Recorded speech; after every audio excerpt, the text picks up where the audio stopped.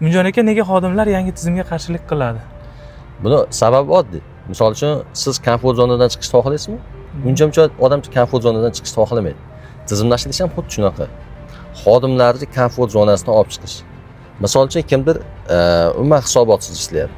Kimdir umuman KPIsiz ishlayapti, misol uchun. Kimdadir tepasi rahbar yo'q. Ya'ni bitta rahbar hammaga rahbar. Ya'ni 50 ta xodim bitta rahbar, misol uchun biznes egasi. Ya'ni ko'p xodimlarni xohlamasligining sababi ham shu. Qilyapti turgan ishini bor yo'qlik ko'rinib qoladi. U ish qilyaptimi, qilmayaptimi, rezultat beryaptimi, bermayaptimi yoki bo'lmasa erkin ishlayotgan turgan odam tartibga tushib qoladi. Bu narsani hech kim xohlamaydi. Ya'ni umuman xodim emas, xohlagan odamingizni oling.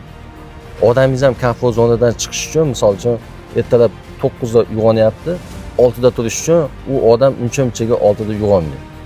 U birinchi shu narsaga 8 da, 7 da, 6:30 da qilib o'rganadi. Xodim ham xuddi shunaqa. Ish joyida tizimlashtirishni boshlaganingizda eng katta qarshilik xodimlar tomonidan bo'ladi.